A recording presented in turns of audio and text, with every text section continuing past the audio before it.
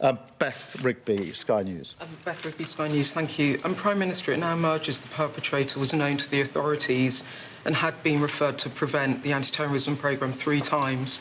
He'd had contact with the police, the courts, the justice, the youth system and mental health services.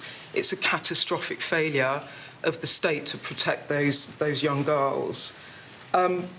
Do you acknowledge that if that information had come out when the riots were happening, it would have provoked further outrage by the public, so you withheld information? Is that true? And do you acknowledge that whatever happens now, whatever public inquiry you carry out, this will hugely undermine trust from the public in the authorities and your government? Thank you. Thank you, Beth. Let me be clear. Responsibility for the disorder and the violence lies with those that perpetrated it. We need to be really clear about that. But let me address the facts as you put them to me.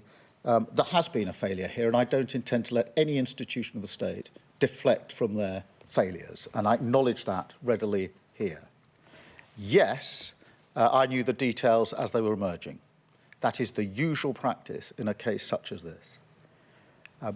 But you know and I know that it would not have been right to disclose those details.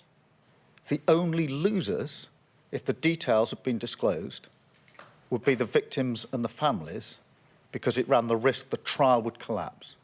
I'm never going to do that. Never going to do that, because they deserve that justice. And only by having the rules in place can that justice be delivered, as a measure of it now has. And I wouldn't be forgiven if I had. Those are not just my choices, though it is a choice I would make. It is also the law of the land. That is why I couldn't disclose the details.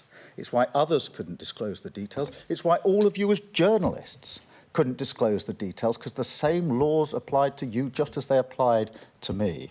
And it's really important that we make that clear. But the purpose of the rule is to protect the justice that the families and the victims are entitled to. I think that's the right thing. It is now right, having got to this stage, that the questions are asked and the answers are given, which is why we've taken the course of an inquiry, but also why between now and the conclusion of the inquiry, we will happily answer any questions that are put to us. But that is why, notwithstanding that, yes, I was being kept updated, of course, I did not disclose anything that would collapse the trial and defeat justice in this case. And I don't think anybody could ever have looked the victims and their families in the eye if they'd ever done that. Thank you, Beth.